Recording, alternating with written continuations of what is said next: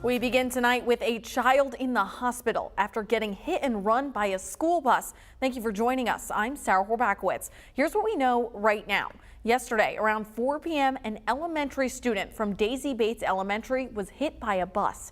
It happened on West Hensley Road, just east of I-530. Now, according to police, the bus stopped to let kids off and multiple students ran out.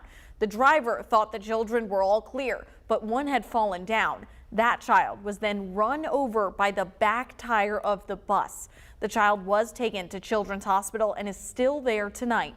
Police say the accident remains under investigation. Well, good evening. It's another hot and humid day and start to our weekend. Fortunately, not dealing with as much rain as what we saw over the last few days. This is what we're looking at right now for your current temperatures.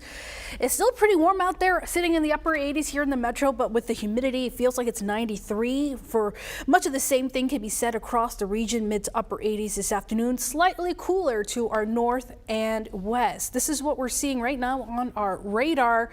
Seeing a few pop-up showers and storms. They just expired a severe thunderstorm warning that was just outside south of Fort Smith near Sebastian County there. Some of these storms have produced pea to quarter-size hail, but otherwise nothing widespread, at least here for central Arkansas. This is what we're expecting for your evening. Quiet and warm. On top of that, still pretty muggy. Temperatures in the upper 60s for tonight. Coming up, have a look at what to expect for the rest of your weekend in store.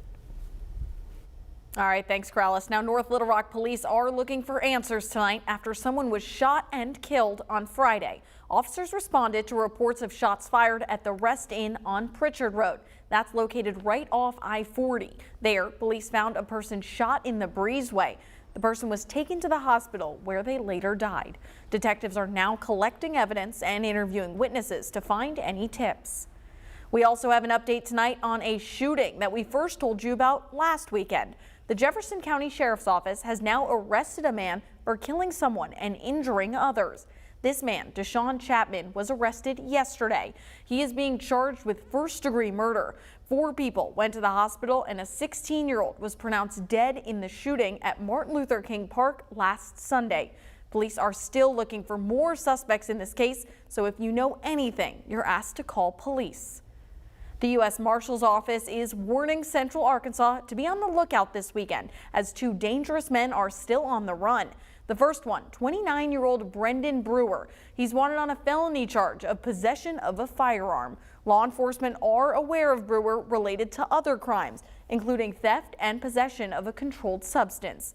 And this is 17-year-old Jacavian Harrell. He's wanted on capital murder. He is accused of killing another man last October in Little Rock. If you know where either of these men are, you're asked to call the U.S. Marshal's Office. Both of these people should be considered armed and dangerous.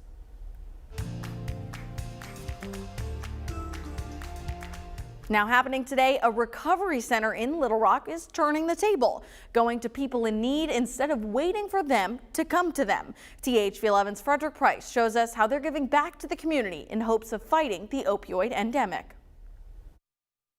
Everyone's lives have been affected by substance abuse. Aside from creating a safe space for the community along Asher Avenue, the focus of Saturday's Spring Fest, Dino Davis tells me, is substance and alcohol abuse awareness. A lot of times people are scared to come forward to say that they have a problem. A challenge he knows all too well. And it comes from my own personal experience. I'm also a recovering addict of 34 years. It's why he's so passionate about recovery. Davis is the organizer of the event. He and about 15 vendors set up Saturday, giving people a chance to get information and find resources for them or a loved one battling addiction. The best way to combat it first is to providing the prevention education and empowerment. Sybil Ward is one of them. For 20 years, she's led Wards of Serenity, a faith-based substance abuse and HIV prevention center. Minority communities have been disproportionately impacted by substance abuse as well as HIV education. From her experience, she tells me this is because of the stigma behind substance abuse and sexually transmitted infections. That person is someone's child and is connected to a family. thus a community. The festival serving as a chance for her to connect and possibly help someone she wouldn't have seen in the office. That you can still dance and laugh and have a beautiful time in a community of folks in recovery or folks that want to be in recovery. Dino also adding crime in this community is common, but he's hoping Springfest can not only combat the increase of substance abuse, but violent crime too. We're trying to kill two birds with one stone, to where we can help people stay out of jail and stay out of prison, as well as stay off the drugs and alcohol. Frederick Price, THV 11 News. Thank you, Frederick. Well, it was a barbecue lover's paradise today in North Little Rock. We're talking about the 19th annual Double B's Buzz BQ held at the downtown Riverside Park. The event has been going on for a while, but it's one Justin Acree never gets tired of. Hard to believe it's been 19 years, but we've got about 60 teams competing out here. We've got Average Joe, we've got pros, and the Average Joe guys are playing for prizes, and the pros are paying for money, and so they do samples through the day, so people can come in, they pay their $10, they get to go around and sample all the different food, and then later in the afternoon, they kind of crank that part down and really focus on getting their food right before they turn it in for the competition. And like he said, this year's event had over 60 teams. It's in partnership with the Ronald McDonald's House, and proceeds all go to the nonprofit. This event just wrapped up a few minutes ago.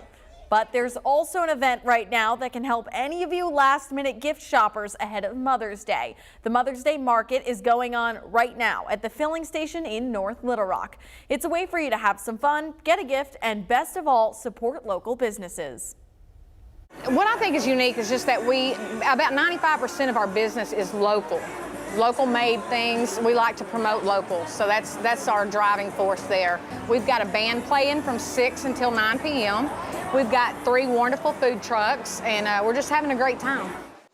The event will be going on till 9 tonight, and it features local vendors, produce suppliers, flowers, food trucks, and so much more.